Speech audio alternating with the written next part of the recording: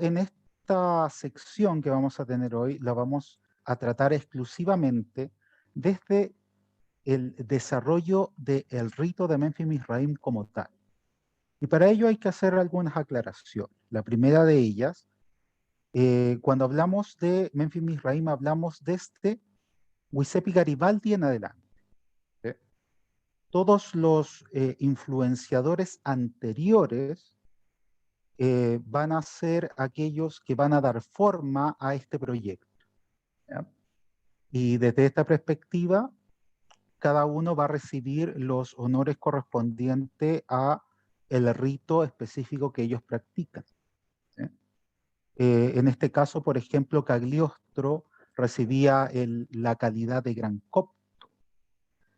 Marconis de Negré va a ser gran maestro general y su hijo va a ser gran hierofán. ¿Ya? Lo mismo va a suceder para el rito de Misraim. ¿Sí? Pero en 1881 se va a producir la fusión de ambos ritos y para este caso vamos a contar una historia muy, muy particular que no deviene tanto de Garibaldi, sino más bien de John Jarker. ¿Ya? Vamos a bajar un poquito. Luego vamos a subir a ver los detalles, pero me gusta que nos quedemos aquí con el maestro Jarker. El maestro Jarker fue iniciado en la masonería inglesa. ¿Ya? Él alcanza los más altos grados de la masonería simbólica, es parte de también algunos cuerpos subordinados y empieza a frecuentar cuerpos masónicos que no están relacionados con la masonería de la Gran Logia de Inglaterra en algún momento. ¿Por qué? Porque él integra una sociedad, en este caso el Bristol College de la Sociedad Rosacruciana en Anglia, y llega a ser cierto miembro de lo que llamaríamos esta forma de la Rosacruz. ¿Bien? Aquí va también a conocer a distinguidos miembros de la Golden Dawn como William Wynne Westcott, ¿ya? Y Samuel Linder MacGregor Mathers. John Jarker va a participar de muchas órdenes iniciáticas, va a ser miembro de la Sociedad Teosófica, en 1877 va a exaltar en el rito de adopción a Elena Pretopna Blavatsky, ¿ya? Del rito de Memphis, y se tiene quizás mucha certeza que también en el rito de Misraim. El señor Jarker es un estudioso de su tiempo. Es una persona que va a escribir un documento, un libro en realidad, en 1880. ¿Ya? Este libro va a tener por nombre Los altos grados del rito antiguo y primitivo. ¿Sí? Va a tener su primera edición en 1881. ¿Sí? Y desde esta perspectiva, en este libro en particular que va a tomar la masonería filosófica de Memphis Misraim, va a exponer una idea que luego la va a replantear ya con más madurez en otro libro en 1900 llamado Los altos grados de la masonería egipcia. Haciendo la comparación entre ambos documentos, Jarker nos cuenta la siguiente historia. Nos dice que la masonería inglesa en 1799 estuvo a muy poco de dejar de existir. ¿Y dejar de existir por qué? Porque había un conflicto, por todo sabido, ¿cierto?, sobre los antiguos y los modernos.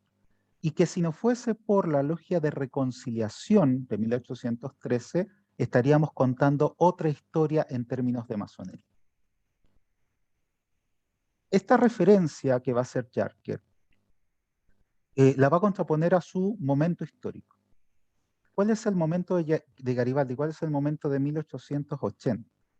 Desde 1848 y quizás desde 1834, se están desarrollando revoluciones y guerras civiles con relación a la conformación de los estados nacionales y la crisis del modelo colonial, y por tanto la masonería continental europea está pasando por una crisis gravitante. Esta crisis no la está viviendo Inglaterra, pero sí la está viviendo este sector continental.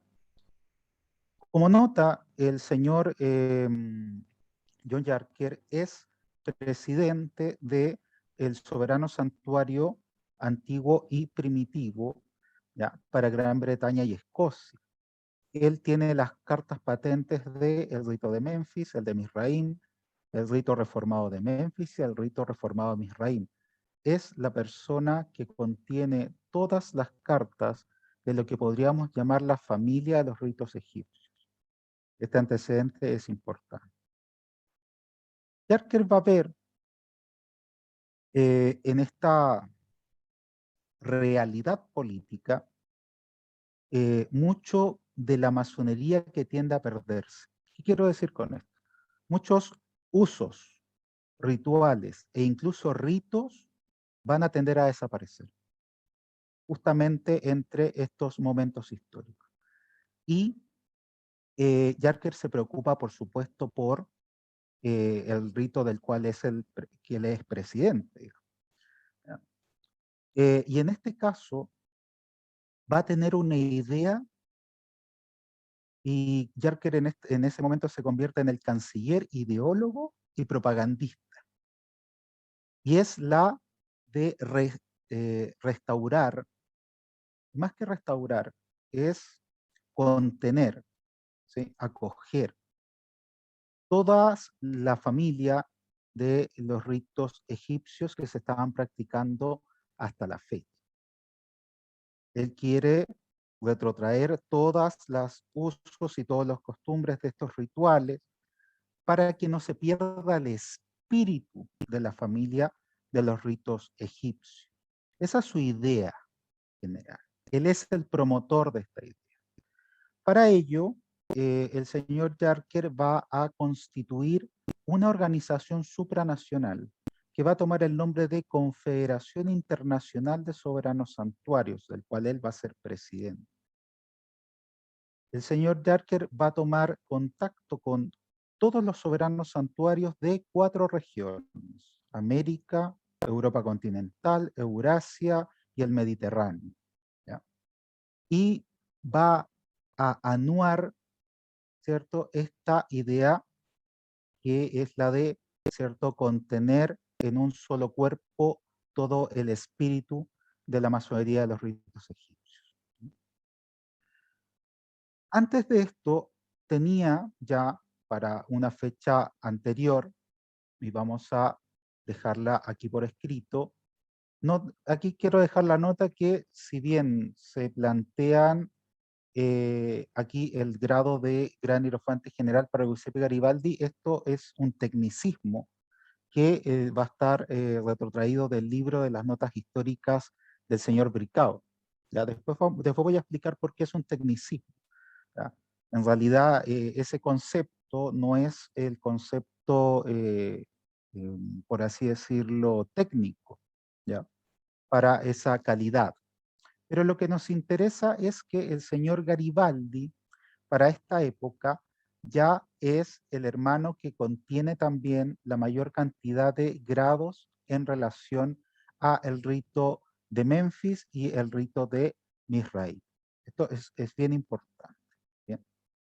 ¿Dónde va a ver el señor Yarker un modelo? ¿Sí? Un modelo en el cual le retrotraiga la reconciliación que vivió Inglaterra, donde va a haber ese rito de emulación inglés, ¿ya? Lo va a ver en Italia, y exclusivamente lo va a ver en el oriente de Italia, en donde está trabajando el señor Garibaldi.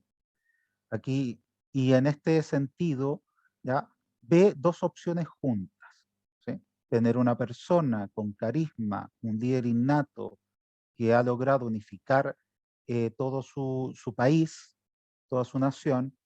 Por otro lado, un masón de excepción que tiene los grados tanto de la masonería simbólica, que a todo esto los adquiere en un país latinoamericano, que también tiene los grados filosóficos del escocesismo, y aparte de ello, es una persona que también logra tener tanto las cartas patentes del rito, ¿ya?, de Memphis y el de Mizraim, ¿ya?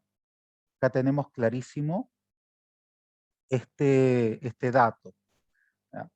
En 1876, Salvatore Solá confiere los grados 90 y 95, ¿cierto?, del soberano santuario de Memphis en Egipto, de la afiliación de Mizraim como presidente de honor del rito reformado de Mizraim. Recordemos que cuando llamamos ritos reformados son los ritos de la escala 33 grados, ¿sí? Y miembro de honor del soberano santuario de Memphis de Norteamérica, que está en el sector, ¿cierto?, del maestre Seymour, y también el de Gran Bretaña y Irlanda, ¿ya?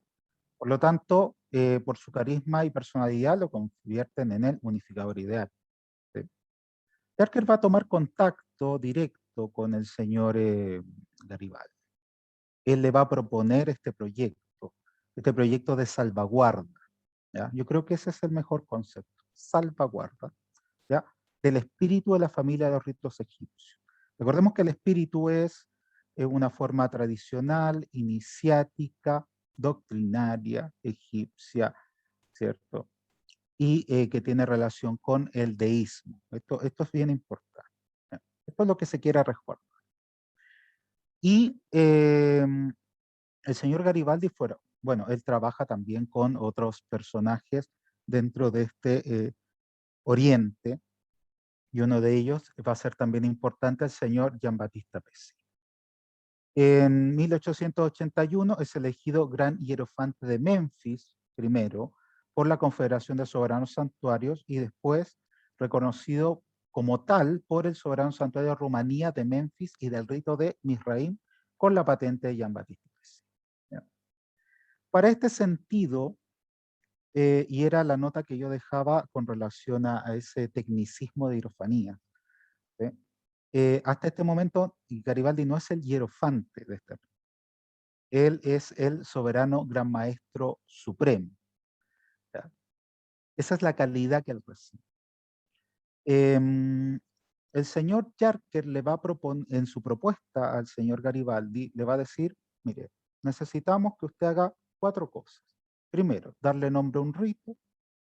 Segundo, darle una escalación de grados. Tercero, crear constituciones. Y cuarto, reglamentos generales. Eso es lo básico.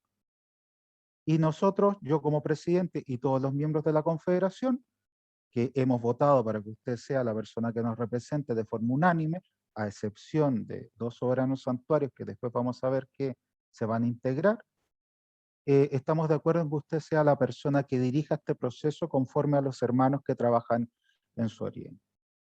Garibaldi es un muy buen alumno, ¿ya?, para el tiempo que él desarrolla su trabajo.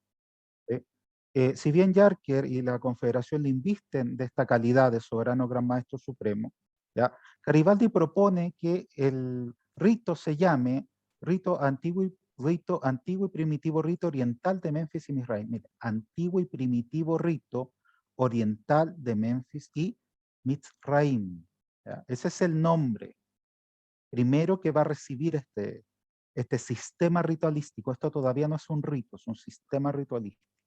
Bien. Va a tener un modelo cernoniano italiano de 25 grados que va a ser el antecedente de los ritos confederados que se va a crear y trabajar directamente en Italia, ¿ya? Y va a tener 25 grados de trabajo, nada más que eso. El señor Garibaldi va a escribir un borrador con no más de 7 articulados constitucionales, ¿ya? Y cuando él ya estaba a expensas de comenzar, digamos, ya el trabajo duro, ¿sí?, fallece el 2 de junio en su residencia de la isla de Capri. Y aquí tenemos un lema muy, muy interesante. Dice, yo lego mi amor por la libertad y la verdad y mi odio por la mentira y la tiranía. Esta es una fotografía firmada por el señor Garibaldi, una litografía, ¿no? ¿De dónde es? Perdón, el Gran Oriente italiano, ¿ya? Que está con su banda conmemorativa. ¿Bien? El señor Ítalo Álvarez Acuña nos presentaba que en estos momentos existe un tecnicismo llamado cohabitación. ¿Ya? Entendemos la cohabitación es como aquel proceso en el cual algunos se van a disputar el poder, ¿ya? Se van a disputar la representación, ¿ya? Pero desde mi perspectiva, al no llegar a fin, o sea, al que no llegase a término, ¿ya? Estos paralelos, ¿ya? Tenemos que seguir con los reglamentos y, por supuesto, perdón, con la certificación. En este caso, tenemos a uno de los personajes que va a ser parte del Oriente Italiano, donde va a trabajar el señor Giuseppe Garibaldi, y va a ser el señor Giambattista Pesci. Sabemos ciertamente que Garibaldi es elegido gran hierofante de Memphis por la Confederación y reconocido como, ¿cierto?, el mismo por Memphis y también por el rito de Misraim. ¿Ya? Eh, Él es asignado con su calidad de soberano gran maestro supremo y que utiliza la escala de 25 grados. En el fallecimiento del señor Garibaldi, ¿ya? Le va a suceder a título el señor Giambattista Pesina. Él es miembro de este nuevo sistema ritualístico. La Confederación de Soberanos Santuarios no va a participar de la elección, ¿ya? Y va a considerar la legitimidad de base en torno a su representación por el procedimiento de corrimiento. Es un procedimiento que se utiliza comúnmente en la masonería de la época y que deviene que el segundo, en este caso el gran canciller, sea la persona que le suceda en el caso de un rito naciente o en una práctica ritualística y en este caso en un modelo primitivo del rito de Sarnoitalia. ¿Ya? En ese momento, muchos otros soberanos santuarios de la Confederación tienden a no reconocer perfectamente al señor Giambattista Pesina. ¿Ya? El señor Jean Bricot, en su libro de las notas históricas, ya para esta fecha, él deja la nota, ¿ya? Una nota muy, muy corta, donde dice exactamente lo que estamos planteando. Giambattista Pesina se reconoce como el, se reconoce como el sucesor, eh, pero no es reconocido por todos los miembros del soberano santuario en el extranjero. ¿Ya? Pero el señor Bricot, hay que entender algo, él escribe esta historia con antecedentes de restauración. Él no la escribe con los literatos que ha dejado Yarker. Y Yarker mismo escribe sobre Giambattista Pesina. Yarker es la persona que reconoce, siendo el presidente de la Confederación, reconoce la maestría de Giambattista Pesina. Si algo que también, por supuesto, esta es una investigación mutua, podríamos obviamente diferir en ciertas cosas, y en este aspecto yo difiero de que Yarker, por ejemplo, tuviese la intención de él llevar a cabo este proceso de forma personal, que él quisiese ser electo luego de Garibaldi y que en realidad lo dejaron, por así decirlo, lo dejaron en cola, ¿sí? Esperando su turno. Yo no creo que haya sido de esa manera, simplemente porque el señor Yarker jamás lo escribe. Él nunca manifiesta estas ansias, ¿ya?, de dirigir este proceso. En realidad, él se autopropone tiempo después, pero para terminar el proceso, ya había pasado mucho tiempo. ¿Sí? Bueno, en todo caso, el señor Giambattista Pesina, ¿sí?, se proclama sucesor y en esa proclamación, que va a ser a mitades de el año, ¿cierto?, 1882, en principios de 1883, no ha pasado nada de tiempo, el señor Giambattista Pesina va a editar en un italiano muy, muy diplomático las primeras constituciones del rey. ¿ya? Tomando los borradores del señor Garibaldi, él lo va a editar en su completud y va a escribir un prólogo, ¿ya? Del señor Garibaldi rindiéndole todos los honores correspondientes. Lo va a firmar sin graduaje y lo va a entregar, ¿cierto?, a la misma confederación. Em, no pasó ni un año y ya tenemos a Jean Baptista Pesina trabajando en per secula, ¿ya? En este sentido, ¿sí? Durante el año 84 al año 1888, el señor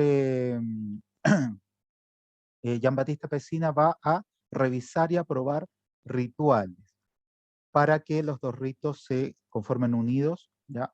De parte del soberano santuario del antiguo y primitivo rito oriental de Nápoles, de Memphis y Misraim. Va a establecer una escala itálico-francesa, ¿ya? En este sentido, lo podríamos llamar confederada, porque ya está trabajándose los ritos confederados, de 33 grados. ¿Qué quiere decir esto?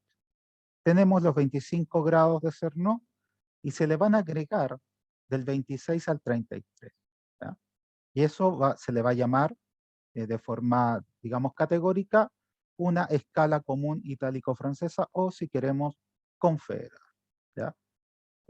Algunos van a tomar a este modelo como el rito oriental, ¿sí? Y quizás sea la mejor forma de llamarlos para que no tengamos confusiones en el futuro. Desde este instante está el rito oriental. Y recordemos, no está todavía la figura del hierofante. Para distinguirse de los orientes, tomará la nominación de soberano santuario, y esto es interesante, a razón de los ritos de Memphis y Misraim, pero sin sus altos grados de la masonería hermética. ¿Ya? Dejemos claro, el rito se va a llamar oriental, antiguo y primitivo de Memphis y Misraim. ¿Sí? Ahí hay un cambio con lo que hiciese Garibaldi. Al principio se llamaba antiguo y primitivo rito oriental, ahora va a recibir otro nombre que va a ser oriental, antiguo y primitivo de Memphis y Misraim, o los ritos orientales. Bien, acá hay una copia de las grandes constituciones y esta es una edición de 1927, por eso tiene un escalafón más alto aquí, en esta parte. Pero esto se debe a que ha sido editado con relación a lo que dejase, ¿cierto?, el señor Yarker como escalas unitarias. Y lo vamos a explicar ya próximamente por qué se da. En el primer momento, cuando se editan estas grandes constituciones, ¿sí?, no aparece este escalafón. Solamente dice soberanos grandes maestros supremos del rito. Listo. Jean Baptista Pesina. Y eso es todo. En la primera edición es así. ¿Ya? Esta edición que estamos viendo es una traducción, ¿sí? En segunda edición. La primera edición va a ser escrita y traducida y va a estar depositada en Argentina. Va a llegar allá por migrantes italianos, ¿ya? En 1902. ¿Sí? Así que la primera constitución en español, y esta es la que contiene este modelo confederado de 33. Bien. Luego de ello, el señor Giambattista, sabemos, fallece y el señor Francesco de Gliodi va a tomar la gran maestría del soberano santuario. ¿Ya? Fue gran canciller de Salvatore Solá, quien le transmitió la gran maestría del soberano santuario de Memphis en 1881. ¿Ya? Y ahora sabemos que este soberano santuario, ¿sí?, es el que no va a participar de la elección de Garibaldi como soberano gran maestro supremo. En 1900, Ferdinando Francesco de Gliodi es reconocido en su calidad de soberano gran maestro supremo por numerosos santuarios del rito. Esto es muy importante porque aquí están todos y más, ¿sí? Todos los de la Confederación y más aún. Tenemos Estados Unidos, Inglaterra, Rumanía, Italia, España, Egipto. Tendríamos que hacer quizás una conferencia solamente para explicar el caso español, de Memphis Misraim porque es muy, muy interesante. Pero seguimos diciendo, no se consigue detener las fuertes dimensiones dentro del Gran Oriente de Egipto y tenemos la primera dimisión. Begliore dimite en 1902. ¿Por qué dimite? Y esto es interesante también saberlo. El rito que trabajaba el Oriente de Egipto, que era el rito de Memphis, lo trabajaba en su forma más primitiva. Podríamos decir que el Gran Oriente de Egipto, el soberano santuario del Oriente de Egipto, era uno de los que trabajaba la forma más exacta de los rituales de Memphis. ¿Sí? Y va a ser este Oriente, ¿ya? El que va a proponer que al cambiarse los rituales, o sea, darle continuidad al proyecto, ¿eh? Se tomen solamente los rituales de este rito y de este Oriente en particular. ¿Ya? Y aunque Yarker tiene mucha simpatía por el rito de Memphis, no va a estar de acuerdo en que se deje de lado el rito de Misraim. ¿Por qué? Porque la escala hermética del rito de Misraim son los Arcana Arcanorum de Nápoles, ¿ya? Que quizás son los misterios más antiguos que tiene la familia de los ritos egipcios. ¿Eh? Y por lo tanto, el Oriente de Egipto, a no ver que se aprueba esta moción y que se mezclan y que se busca mezclar en realidad, ¿ya? Estos dos sistemas ritualísticos, ellos deciden separarse. Así, así de claro. Pero el señor Degliodi es dependiente de este Oriente. Por lo tanto, él tampoco quiere crear conflicto con quienes está trabajando y por lo tanto, él también, ¿cierto?, dimite. ¿Ya? ¿Qué va a hacer el señor Degliodi en este muy poco tiempo? Va a autorizar la utilización del grado 34 al 90 del rito de Misraim y del 34 al 95 de Memphis para las firmas oficiales y los reconocimientos de oficialidad. ¿Ya? Esto es importante. Ahora, los miembros de, no solamente de los soberanos santuarios, sino de la Confederación en su conjunto, van a poder utilizar las firmas correspondientes a los grados que ellos tienen sin diferenciaciones. Pero el señor Yarker va a idear un sistema que quizás va a ser el precursor de los altos grados de Memphis Misraim. Y van a ser en este instante. Él va a decir, existen 4 regiones, existen delegados, cada delegado es un gran patriarca o un gran hierofante, dependiendo del rito que trabaje el soberano santuario. Tenemos que hacer algo con él. Y él dice, vamos a crear esta figura, vice gran hierofante, pero para un sector regional, en este caso para Europa, ¿ya?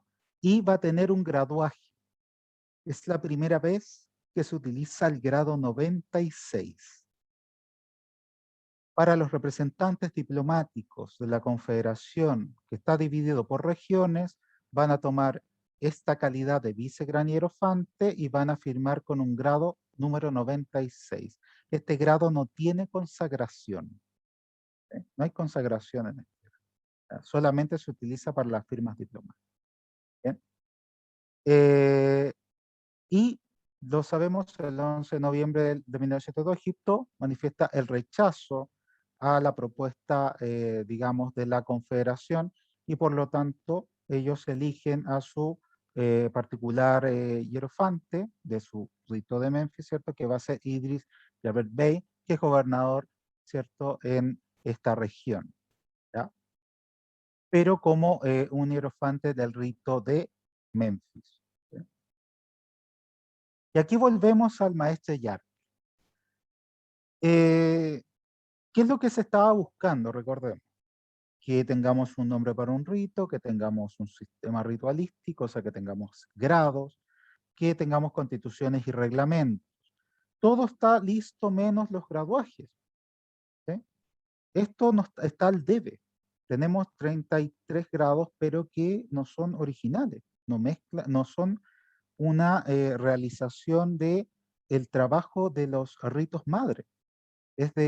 Busca otro sistema que tiene referencias a Egipto, porque sabemos viene de este modelo anterior, ¿cierto? Dentro del ámbito del oriental, pero no es ni Memphis ni Misraim. Necesitamos un modelo puro. Y aquí el maestro Yarker va a ser quien se va a proponer, él se va a proponer, ¿ya? Para ser el representante de este término de ciclo, ¿ya? Él se propone ante la confederación vota unánime. Es más, el Oriente, y aquí no está escrito aquí, pero el mismo Oriente de Egipto, y en este caso, este hierofante, le va a escribir al señor Yarker y lo va a felicitar por esta ascensión, ¿ya? En este caso, el señor Yarker va a poder, ¿cierto?, representar todo lo que tiene que ver con la administración, ¿ya? El 11 de noviembre, aquí, tras la dimisión de Gliodi, es reconocido el 11 de noviembre de 1902 como hierofante grado 97, ¿ya? Que es el primero en ocupar este grado, ya que su propuesta dividió territorialmente los grandes maestros nacionales del grado 96, reestructura los rituales de Memphis y Misraim con claras influencias del rito de Montauban francés y del Misraim italiano, ¿ya? La propuesta no cambia inmediatamente. A él se le reconoce como soberano gran maestro supremo, pero después en 1908 él va ya a establecer una escalafón con una cantidad de grados, ¿cierto?, que se van a trabajar. La propuesta cambia. Todos los rituales, ¿ya?, de la escala 25-33 se agregan al grado 34 y 95, ¿ya? Con la calidad nacional e internacional quedan 90 grados de instrucción, 5 de oficiales, en un cuerpo llamado Soberano Santuario. Las grandes logias trabajan hasta el grado 33. Se trabajan los grados simbólicos más los altos grados, que son el 18, el 30, 33, 66, 87, 88, 89, 90, 95 y la calidad nacional el grado 96. ¿Ya? Se agrega el grado 87 al Arcana Arcanorum, lo había explicado también el amigo Ítalo, como una puerta de los Arcana Arcanorum del modelo de Nápoles. Miren lo impresionante que hace Yarker. Solicita a todos los soberanos santuarios de la Confederación que le hagan llegar los rituales. Y él examina con detenimiento cada uno de estos sistemas para conformar esta escala de 12 más 1. ¿Ya?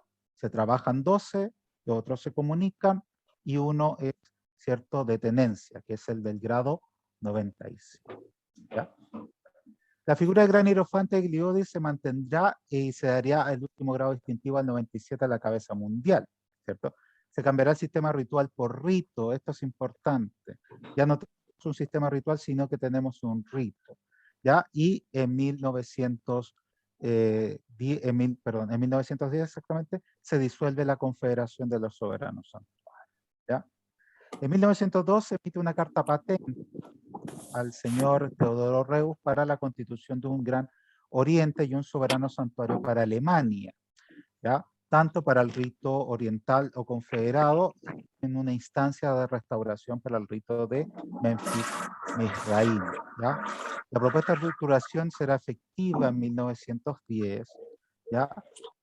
Y permitirá que se siga trabajando el canoniano confederado con la denominación nueva de Memphis-Misraim, ¿ya? Y tenemos casos acá en Sudamérica y en este aspecto en Chile, que es el soberano santuario no solo de país, sino continental más antiguo, del cual se tiene registro, ¿ya? Y va a llegar con ese modelo, con el modelo confederado, ¿cierto?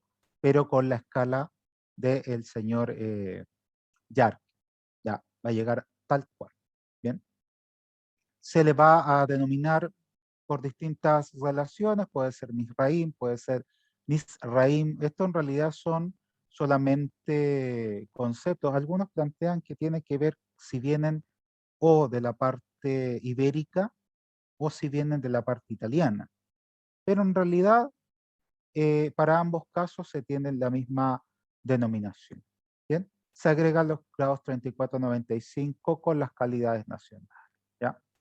Se va a cambiar la denominación de rito oriental antiguo y primitivo de Memphis Misraim por antiguo y primitivo de Memphis Misraim. ¿Ya? En este caso, Memphis Misraim es la traducción para el castellano. ¿Ya? Para que no cambiasen completamente los rituales, y en este caso los vamos a llamar de unificación, se le va a denominar oriental antiguo y primitivo de Memphis Misraim. ¿Ya? Y aquí tenemos una cantidad impresionante de formas de traducción que existen. Está una que no lleva apóstrofe, la que lleva una con Z, de Memphis y Misraim, de Memphis y Mitzrayim, y va a depender, realmente depende de la traducción literaria que uno tome, ¿ya? Pero el nombre correcto, ¿cierto? Es rito antiguo y primitivo de Memphis Misraim. ¿Sí? Y bueno, tenemos aquí la fotografía de nuestro maestro con sus atuendos correspondientes. ¿Ya? En líneas sucesivas, y aquí voy a hacer un detalle. Aquí no está en esta parte, pero voy a hacer un detalle. Y es un detalle que lo va a decir el señor Jean Bricot. Y tiene que ver con el señor, con el doctor Encos, ¿ya? Con el señor Gerard Encos. Para el año 1913 fallece el señor John Jarque. Y en este sentido, se dice que el señor Encos va a ser el que lo pudiese suceder en términos de hierofanía, ¿ya? Pero acá claramente, en 1908, nos dice el eh, señor Bricot, las constituciones de París adopta el Congreso Masónico Espiritualista en un genuino tiempo del rito, por ejemplo, del derecho humano y del soberano Gran Concilio General de los ritos de Memphis Misraim para Francia y sus dependencias. La Carta Constitutiva del Soberano Santuario de Alemania es firmada el 24 de junio en Berlín para el gran maestro Teodoro Reuss, que va a tener su apetito de peregrinos. ¿Ya? Va a asistir él al Congreso también de París. El gran maestro y gran maestro adjunto para Francia va a ser el doctor Gerard Encos y el adjunto va a ser Charles Detré, o lo llamamos TEDER. ¿Sí?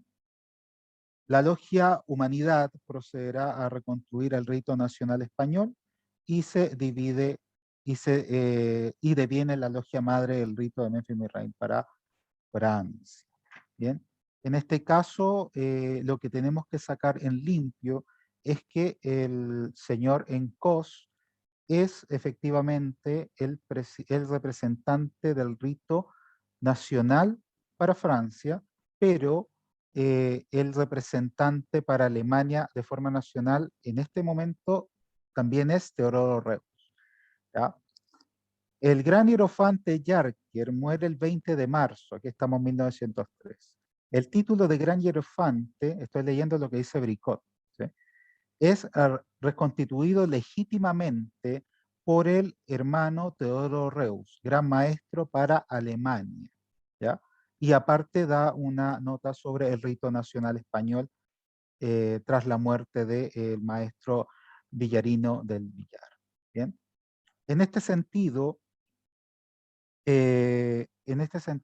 tenemos que dejar claro que Teodoro Reuss es el representante internacional, es el segundo gran hierofante de este rito. ¿Ya?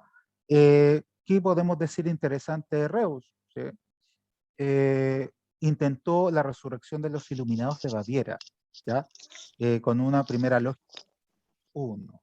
Con el doctor Encos, que era imperator especial de la Orden Martín Tavenín, toma contacto con el señor Westcott y también con el maestro Yark, ¿ya?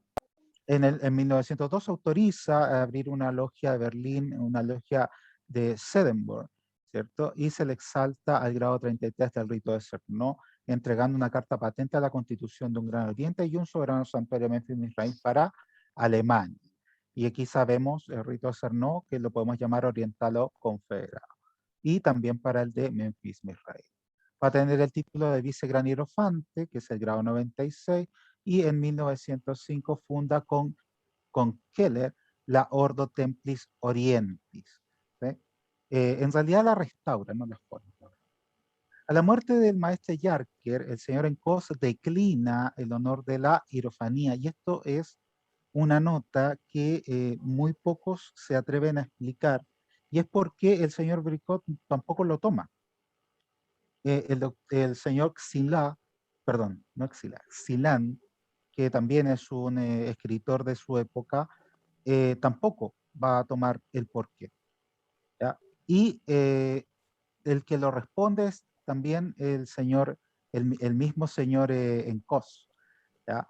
Él le envía una documentación al señor Jarker declinándolo porque, y muchas comillas, él lo dice, en mi peso descansa la orden martinista.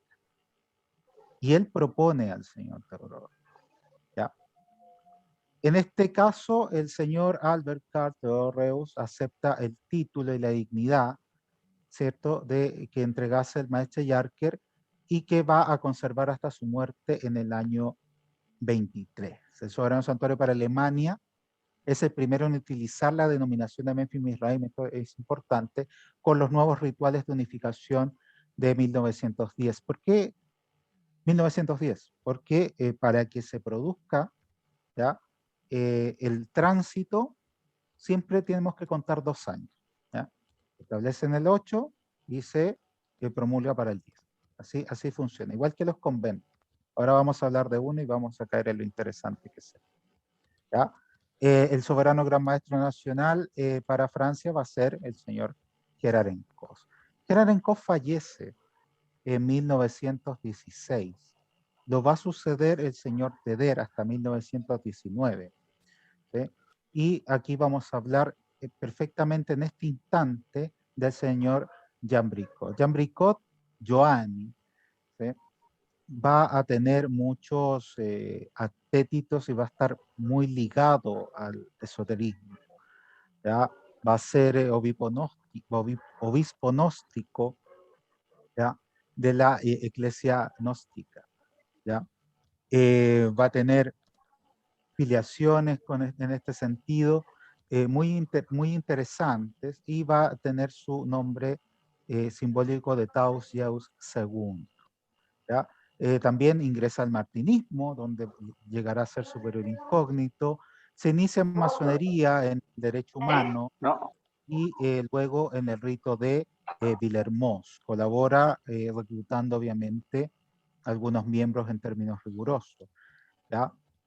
Va a tener también filiaciones con la Gran Logia de Francia, ¿ya? Y también con la Logia Nacional Francesa. ¿Bien? ¿Qué es lo que va a hacer el señor Jean Bricot? Va a morir el señor Encos, el señor Teder en 1919 va a dejar la representación, se convierte en soberano gran maestro nacional para Francia. Del 16 al 19 va a realizar los cambios reestructurales del Arcana Arcanorum y los documentos oficiales, permitiendo las elecciones en términos de la representación para Alemania. ¿Y esto por qué? Porque estamos en el periodo de la Segunda Guerra Mundial. Perdón, de la Primera Guerra Mundial. Entonces, olvidémonos un poco de la facilidad que se podía tener en la época de enviar una carta certificada a una persona en determinante cuando tenemos dos potencias que están en conflictos unas con las otras. ¿Ya? El señor Bricot nos escribe algo muy interesante para la fecha. Un grupo de masones aparentemente del rito francés del Gran Oriente y del rito escocés de la Gran Logia Francesa y del Supremo Consejo, ¿ya?, teniendo posesión de los altos grados del rito de Memphis-Misraim y manteniéndose fieles a la obediencia, en este caso el Gran Oriente, la Gran Logia y el Supremo Consejo, decidiendo el que la masonería debe pasar a un punto de vista completamente iniciático, pretende la resolución del restablecimiento del rito para Francia, ¿ya? Llevándolo esto al oriente de Lyon, a la logia madre Humanidad, ¿ya?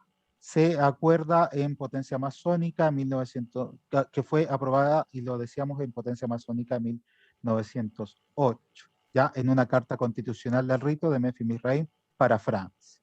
¿Bien? La potestad va a recaer en el hermano Bricot el 10 de septiembre de 1919. Una carta para la Constitución de Francia, un soberano santuario de Memphis Misraim. El 30 de septiembre y el Supremo Gran Concilio del Rito Confederado de los Estados Unidos también va a ser parte con relación a una carta que va a establecer en Francia del Supremo Gran Concilio de los Ritos Confederados.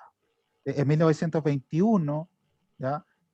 Habiendo revitalizado el rito de Memphis en Italia y en virtud de la carta precedente, también en Egipto va a haber un maestro que después se va a repetir en otra oportunidad, digamos más adelante, que va a ser el maestro Macbean del Soberano Santuario de Palermo, ¿ya? Y en 1924, sabemos, fallece el señor Jambrico, ¿ya? Para unificar las tradiciones de 1880, los cambios del 90, de 1910, presentará la Constitución y Reglamentos Generales en 1930 conjuntamente con los distintivos de Oriental y Memphis Misraim. Así va a tener el nombre, Constitución y Reglamentos Generales de la Orden Masónica Oriental del Rito Antiguo y Primitivo de Memphis Misraim. Destacando el primero que el Soberano Santuario para Francia y los países asociados es la sede del Soberano Santuario Internacional. Esto es uno de los cambios que va a presentar el señor Jean Bricot. Y segundo, que la cabeza internacional, en este caso la hierofanía, debe ser de origen francófono. ¿Ah? Esto es bien importante porque va a ser la, como dijese uno, la piedra de tope que va después a generar va a tener parte de responsabilidad en las dimisiones del año 34. La mayoría de Europa, Norteamérica, Asia, trabaja con los rituales de unificación, a excepción de países latinoamericanos, Medio Oriente, Bélgica y España. Trabajando la línea oriental y agregando los grados 34 a 95 a las calidades nacionales de Memphis Misraim. En septiembre del 32 va a sucederlo Constanza Villon como cabeza nacional para Francia. El maestro Bricot va a fallecer en febrero del 34 y siendo enterrado el día 24. ¿Ya? Día 24. Aquí tenemos también su fotografía. En el año 34 al 44 tenemos al maestro Constant Chevignon. Él es licenciado en letras, ¿bien? Fue iniciado en masonería en 1919 y también en la orden martinista. En el año 32 es nombrado por Jean Bricot como sustituto gran maestro o gran maestro nacional del Soberano Santuario para Francia, con sede del Soberano Santuario Internacional, quien lo va a suceder 2 años más tarde. ¿Ya? El 21 de octubre del año 34, durante una asamblea, le digo asamblea porque desconozco si es que en la audiencia hay personas que son simpatizantes, pero en este rito también lo establece el reglamento del 30, toda reunión internacional va a ser llamada concilio. ¿Sí? Y en este sentido va a haber un concilio del Soberano Santuario para Francia, donde se nombra a Charles Dupont como gran canciller. ¿Ya? Y él va a ser quien va a suceder a Chevignon por corrimiento tras la muerte, ¿cierto?, de este maestro. ¿Ya? El señor González Chevignon va a redactar la bula de París y en esta se va a exponer las irregularidades que entrega de lo que él llama diplomas de reconocimiento de los grados 98 y 99 por encima del último distintivo del rito de parte del Soberano Santuario de Bélgica, lo que conlleva a romper relaciones internacionales, en este caso diplomáticas, con aquella potencia masónica. ¿Ya? Acá tenemos una traducción de esta bula, ¿ya? Que la relaciona para el año 1933. Desde ese año ya se están produciendo problemas. acá habla cuando, y lo decíamos, aquí es cierto, el 25 del año 20, Bricot va a conceder el 90 y último de instrucción del rito de Memphis al hermano Rombaum en Bruselas, y en enero del 31 le va a conferir el grado 95 como representante del rito para Bélgica. ¿Ya? Entonces, aquí es donde empieza a nacer este tema. ¿Sí? Se va aquí, bueno, se va a dar relaciones de por qué se empiezan a generar estos problemas. ¿Ya? La patente, por ejemplo, que el señor Rimbaud va a decir que, la patente, que él tiene todas las atribuciones para hacer lo que él quisiese con esa carta, y en realidad la patente de Bricot en efecto no da poder ni jurisdicción autónoma al hermano Rimbaud, ni lo deja independiente del soberano santuario para Francia. ¿Ya? Y bueno, da algunas atribuciones más, pero lo importante es que aquí, y aquí lo nombra, ¿cierto? No contento con sus afirmaciones demasiado ligeras, Rombaud y Malinger es el segundo representante, continuó con la creación de lojas mixtas. Nótese, este rito hasta este momento no practica la masonería mixta. Entre ellos algunos hermanos masones de reciente data, ¿ya? Ya habían reformado el rito, habían creado grados suplementarios, del 98 al 99, y multiplicaron a porfía los 97 y 98. El 99 era Supremo Hierofante Incógnito, Papa de la Masonería Universal. El 98 era Gran Hierofante Mundial, y los 97 formaban parte del Supremo Consejo Internacional. ¿Ya? Y lo dice, y esto es correcto, lo que dice Cheviñón con relación a los reglamentos del 30, nada de esto existía en las constituciones originales de la orden, todavía salió de la imaginación delirante del señor Mal. Aquí hay una denuncia, hay datos interesantes, ¿cierto? Aquí hablan sobre los boletines de junio del año 34. El grupo belga propuso el título 99 al Gran Maestro del Soberano Santuario en Boston, pero este, previo a toda aceptación definitiva, pidió comunicación de las cartas belgas. Como no existían, no pudieron ser exhibidas. Entonces Boston se rehusó, y el imperator de Amor, el señor Spencer Lewis, entró en acción. Aquí se denuncia también el tema de Spencer Lewis. Spencer Lewis habría sido 95 honorario del Soberano Santuario de Alemania en 1921, ¿sí? Por el señor Teodoro Reus, o sea, por el hierofante. ¿Sí?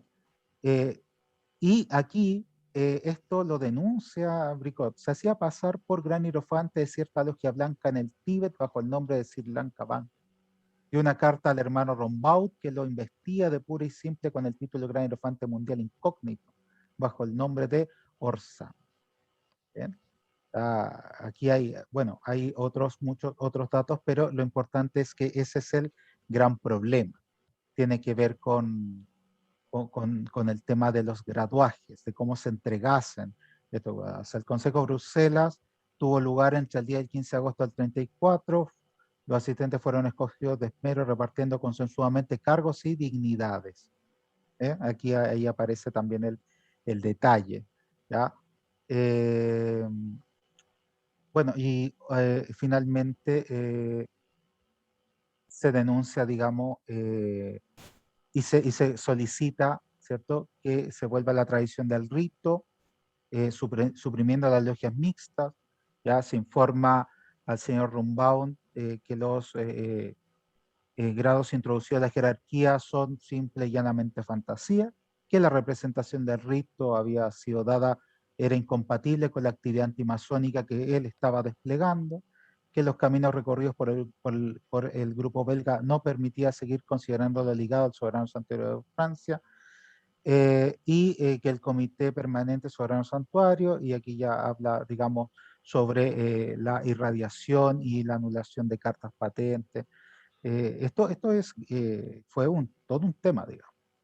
Aquí se empiezan a figurar, ¿cierto?, con nombres y apellidos, ciertos hermanos, ¿ya? En este caso, Rombaud, Malinger, Spencer Lewis, Lagresse. Lagresse lo vamos a ver después. Ahí se va a ver como un hermano importantísimo en ciertas líneas de sucesión del rito, pero que bajo bajo la hierofanía que tiene y que detenta el señor Constancia Viñón, el señor Lagrés no se le considera ilegítimo, ¿ya? Por colaborar en el revisionismo de los rituales, ¿sí? Bueno, y siguen entregando otro tipo de antecedentes con relación a. Em, Eso es una de las cosas importantes a considerar, ¿ya? Y aquí, bueno, se pone lo mismo. Importante señalar que en el convento de Bruselas, un número reducido de miembros del grado 98-99 fueron entregados y fue el conflicto que después se diera para el tema de la bula de París. Y esto nos adelanta, perdón, esto nos adelanta. A raíz de esto, muchos van a retomar una costumbre del siglo XVIII que es el término ad vitam, ¿sí? Hasta este momento el término ad vitam no existe en este rito. ¿Ya? Esto va a ser tomado, ¿cierto?, por parte del soberano santuario belga y que después se va a introducir en una línea particular de Francia, ¿ya? Em, ¿En qué otras órdenes estaba el maestro Bricot? En el Santo Grial, los cabalistas, la orden cabalista de la Rosa Cruz, que es muy importante en términos de esa escuela de misterio, ¿ya? Eh, ¿Qué va a suceder con el maestre ya de Constance Viñón? ¿Sí? Notita, y una nota ahí. Él fue padrino de Robert Belén en la masonería. Durante la Segunda Guerra Mundial fue imposible ingresar a país, todos sabemos, por lo que decía residir en Lyon, ¿ya? Va a ser denunciado por colaboracionistas franceses, es detenido por la Gestapo y es fusilado entre el 23 y el 25, hay fuentes diversas, pero 23 y 25, ¿ya? Es fusilado y acribillado a balazos el señor Constance Viñón, ¿ya? Es uno de los martiriólogos de los francmasones, ¿ya? Y también el maestre Fructus, que también va a morir en el año 44 en un campo de concentración de la Vie. Y miren lo que es la historia. Maestre Bricot va a morir acribillado a balazos. Y Georges de la Vie, que va a ser el gran maestro de Bélgica, va a ser asesinado en 1940. La historia es a veces compleja. Aquí tenemos la foto del maestro Chaviñón. Él participa en otras órdenes. Ahí después yo creo que va a haber alguna que otra aporte de algún hermano que nos va a poder ayudar en este caso. Y aquí, miren, tenemos la lápida, ¿ya? Jean Bricot, Constance Chaviñón, ¿cierto? Martinistas, ¿cierto? Patriarcas de la Iglesia Católica ortodoxa y grandes hierofantes del rito antiguo y primitivo de Memphis Rey, presidentes del Supremo Consejo.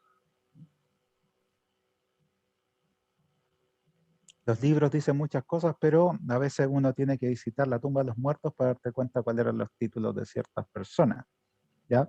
Y en este caso, aquí hay una nota en piedra de que ambos eh, fueron hierofantes, ¿cierto?, de este rito en particular. ¿Bien?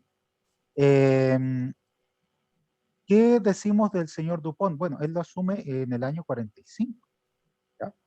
Él es ingeniero, ¿ya? Recibe la luz masónica en la logia France Austral, ¿sí? Se instala y se afilia a la logia Libertad y Progreso del Gran Oriente de Francia. Es recibido caballero bienhechor de Ciudad Santa por el Gran Priorato de las Galias y colaboró estrechamente con Jean Bricot y sobre todo con el maestro Constance Viñón. Lo ordenan en la Rosa Cruz y le conceden el grado 95 del rito antiguo y primitivo de Memphis Misraim, nombrándolo a este gran canciller en el año 34. Gran administrador del soberano santuario del rito de Misraim para Francia, o sea, la cabeza nacional, y entró en el Supremo Consejo de la Orden Martinista. Cuando fallece el maestro Chaviñón, hereda la maestría de la Orden Martinista, y accede a la maestría general de rito de Menfi Misraim en 1945. Es recibido en la Iglesia Gnóstica Universal, es ordenado diácono por el maestro Cheviñón. ¿Sí? Y en 1960 designa a Robert Ambelén a la Gran Maestría del Rito, y el 15 de agosto del 60 a el Patriarcado de la Iglesia Gnóstica Universal y muere en octubre, o sea, a nada. Y aquí hay que hacer una notita interesante sobre este aspecto. ¿Ya? Sí, dame un segundito. Acá está. Esto vamos a suprimirlo porque es de otro archivo. Ahora sí, dice, durante la guerra, y vamos a hablar ya aquí del maestro, ¿cómo se llama? Robert Ambelé. ¿Sí? Sí, perfectamente, sobre Robert Ambelé. ¿Ya? El 13 de agosto del 60, la patente de gran administrador de rito y sucesor recayó sobre el maestro Ambelén. ¿Ya? En el año 63 se convierte en gran maestro custodio de los grandes patentes transmitidos por Jos Loge de la Grèce. ¿Ya? Este muchacho, que se le toma como hierofante, en realidad es custodio de las patentes, pero él no ha sido consagrado. Y esto es importante, los grados de consagración los va a determinar el señor Bricot, porque el señor Yarker no lo dejase instituido en los reglamentos del año 8. ¿Sí? En 1930 se establece para toda cabeza nacional e internacional deberán ser consagradas las personas. ¿Sí? Las constituciones del año 8 no planteaban esto, en realidad se les designaba y no había un ritual para consagrarlo. Aquí sí. Acá se consagra a la persona y se le dan patentes y se le dan custodias. Se le dan patentes, perdón. Pero en las custodias de los grados y las patentes se les puede entregar a algún hermano del consejo del grado 95 en el caso de, que es el consejo en el cual se mueve también el soberano gran maestro nacional y por supuesto en el caso francés del soberano gran maestro internacional. ¿Ya? Y se dice que para allá el año 65 es elegido gran maestro mundial. En realidad se reconoce como gran maestro mundial de todo, de todas las líneas, ¿sí? En este aspecto.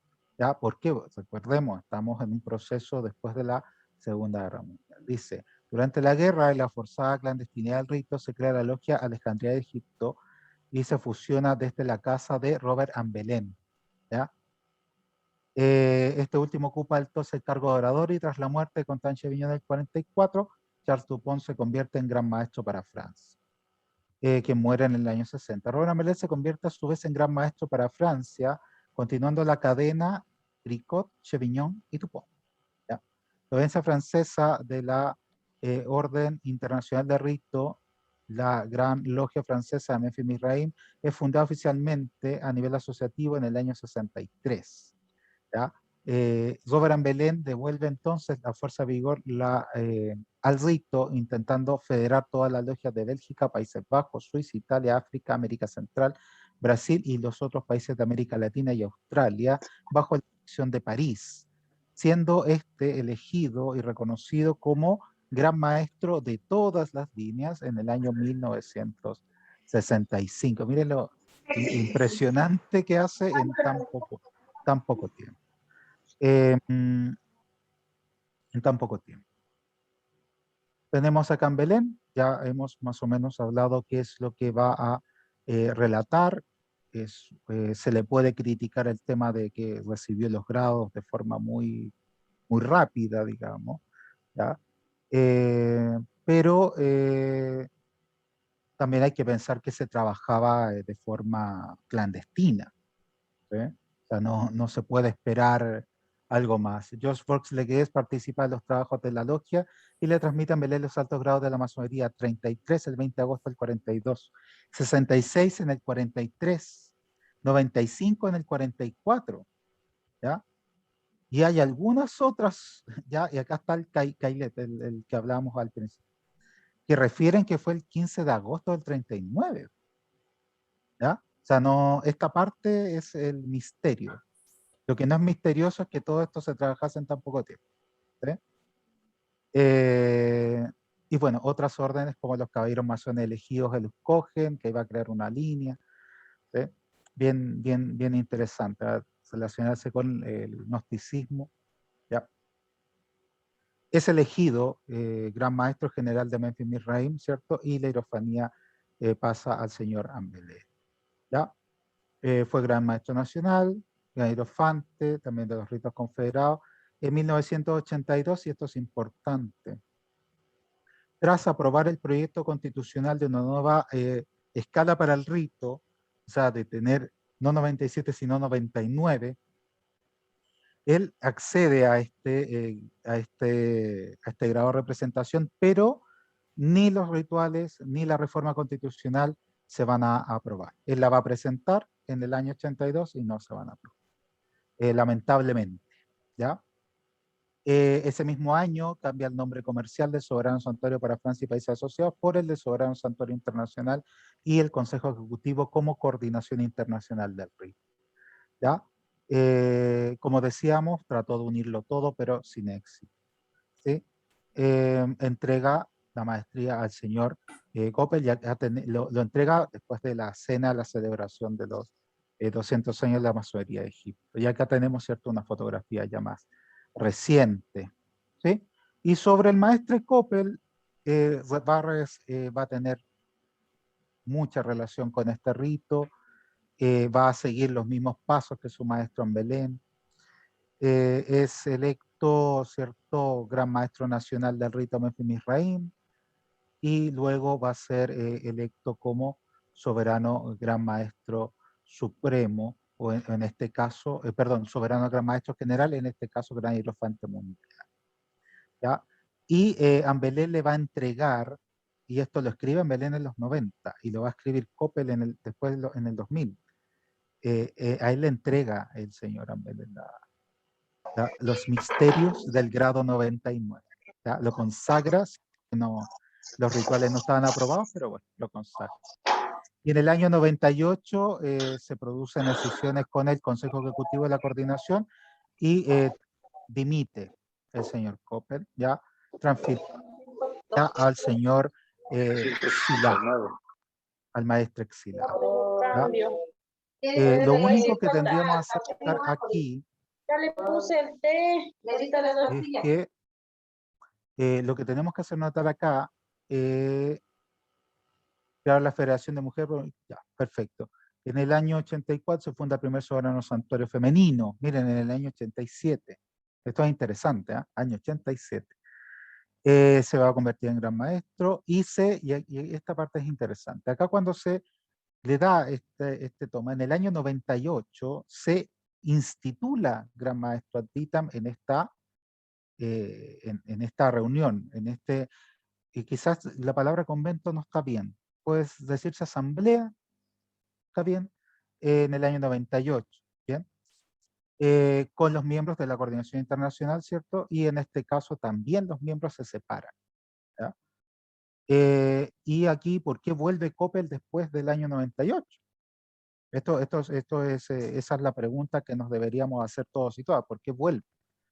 Y se debe exclusivamente a que presentando esta crisis, por un lado, los de la coordinación no quieren trabajar con esta figura, ni tampoco con el cambio de los rituales que ya no se aprobaron. Y no se quieren cambiar los rituales en el fondo, tampoco la escalación. ¿Ya?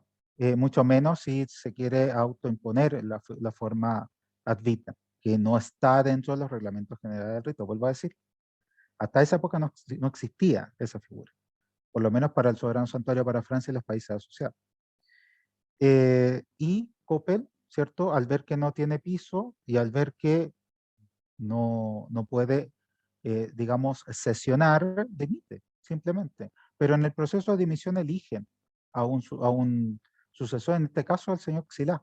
Ahora, ¿qué pasó con el señor Xilá? Muchos dicen que se fue, se perdió, ¿ya? El señor Coppel lo va a escribir después, en el año 2000, 2002 en realidad. va a escribir y va a decir que él recibe la mitad de la consagración solamente. Y como no la recibe toda, él decide volver ahí a retomar sus funciones porque en ningún momento él dejó de ser hierofante, ¿ya? Y ahí ese es la problemática que hay, ¿ya? Realmente no se tienen clara todavía.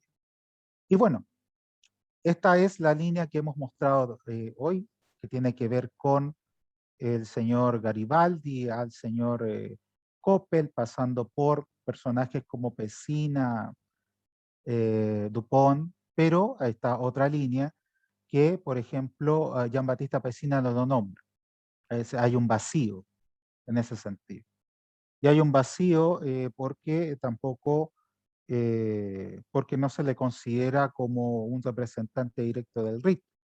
Pero, en este caso, ¿dónde quedan las constituciones del 83? ¿Dónde queda el cambio de graduaje del 89? Esa parte no la aclara, no se aclara, ¿ya? Entra Eduardo Fronzini, que es un maestro para Italia, ¿ya? Que se dice continuador de la obra en términos de Teodoro Reus, ¿ya? Y que él toma toda la línea, ¿cierto? Dejando de lado al mismo Reus, a Vicodia, Constanche Viñón. De aquí,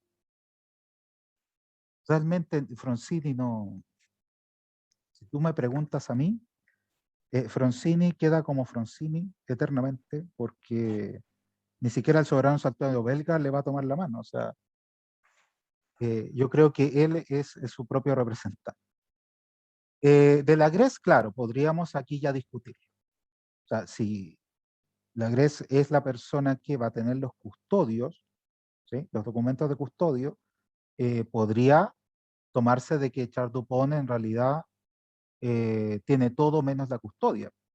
¿Ya? Eso ahí se puede discutir, pero todas las firmas todas las firmas de reglamentos constitucionales, la reforma que se hizo en el año 54, la aprobación de ciertos soberanos grandes maestros nacionales para América Latina, lo va a hacer Dupont, no lo va a hacer Legris.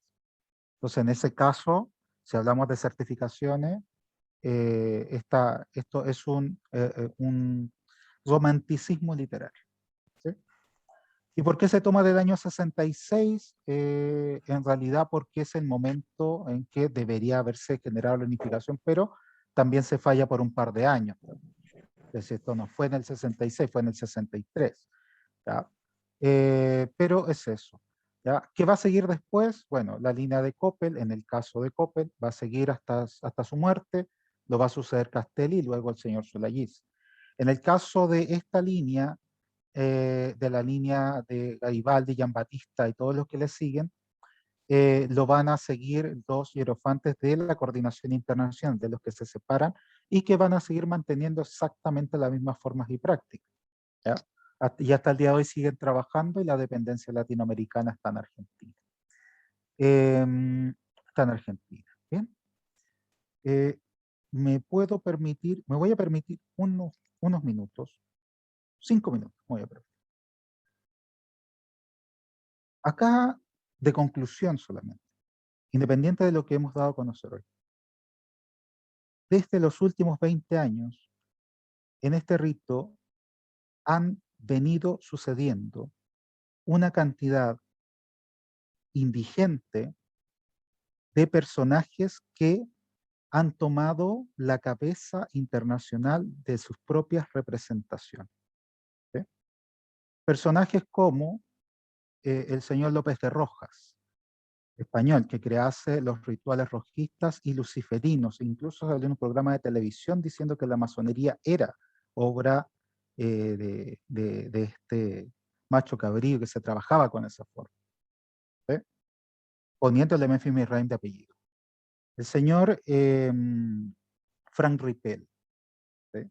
Que tomase y reestructurase los rituales, mal utilizase el concepto de rituales de Cagliostro, y aquí voy a hacer la nota. Los rituales de Cagliostro son 3, más una consagración. Es un manuscrito que lo tiene el soberano que lo tiene la biblioteca del Gran Oriente de Francia en Lyon. Es una copia manuscrita y de la cual no se tiene autorización de carta patente porque ese rito nace y muere con Cagliostro. ¿Qué quiero decir con esto? Que el señor, perdón, que el señor Rippel ha mal utilizado el nombre, ha vendido un producto que no existe y ese producto también contiene aseveraciones luciferanas, ocultistas y prácticas pseudotelémicas, y hay que recordar que Thelem es una religión, atenta contra todos los principios del rito. El señor Grenfield en Norteamérica, simplemente porque él realiza las ceremonias consagrativas a la luz pública. Y eso no puede ser. No te puedes dar esa irregularidad. Y voy a bajar, y quizás aquí ya más cercano a nosotros, el señor Duez, quien, ¿cierto?, conjunto al señor Fabio Cruz, ¿ya? Y que, de los cuales tiene relación estos tres últimos personajes que vemos acá, estos tres últimos que vemos aquí, ¿ya? Son los responsables directos de que tengamos vudú haitiano, brujería, ¿sí? Dentro de órdenes paralelas a este rito en distintos soberanos santuarios. ¿Ya? Esto no puede suceder y no puede seguir sucediendo. Y yo personalmente, y aquí ocupo juicio categórico kantiano, el canciller responsable es el señor Coppel, el propagandista es el señor Castelli, ¿sí? Y el jefe de propaganda, perdón, el ideólogo el señor Castelli y el jefe de propaganda el señor Solayis. ¿Por qué? Porque ellos hicieron una reconstrucción del rito, ¿ya?, en un proceso de restauración, que cambiaron los rituales, elevaron los grados, agregaron la figura Ditam, y con un INRI que es el que se han tomado todas estas líneas, las filiaciones. Durante 120 años no existieron afiliaciones en este rito. No existen documentos de filiaciones en este rito. ¿Sí? Hasta que en el año 2005, en un libro particular, lo editase el señor Joseph Castelli, ¿sí? Y que de eso se configuró para después estatuirlo en ciertos rituales. Y como podemos saber aquí, y como hemos podido revisar esta historia, tenemos personajes que son pleno y llano revisionismo histórico, ¿ya?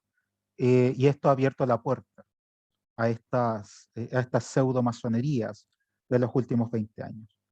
¿Sí? Si uno revisase los países latinoamericanos, todas aquellas órdenes que trabajen con los rituales que dejase el señor Castelli, o que tuviese dependencia del señor Solayis desde el año 2011 al año 2015, ninguna de esas órdenes sigue trabajando con el señor Solayis.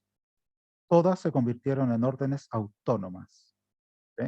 Y todas están trabajando al punto que el señor Cruz haya inventado a un consagrador, el señor de Maní, ¿ya? Gran maestro haitiano del rito de Memphis Misraim, que no existe. ¿Sí? No existe. ¿Ya? No vive, no es parte de este mundo. ¿Sí? ¿Y quién consagró al señor Cruz?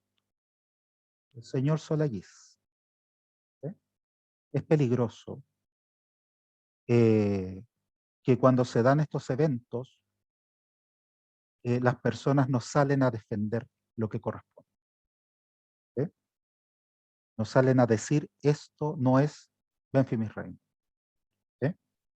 Y el libro que publicase de cosas que son y no son de Memphis Misraim es un simposio antes de todas estas crisis. Pero, ¿qué hacemos? ¿Cuál es la perspectiva? ¿Qué es lo que se debería hacer? Yo creo que hay que volver a el espíritu del rito, hay que volver a el señor Yarker. No hay que buscar a un señor Yarker porque ya tenemos muchos papas, pero hay que volver a su espíritu. hay que llamar un convento y un convento de reconciliación. Y ojalá que se puedan trabajar con los rituales de 1900. Es mi palabra, señor director.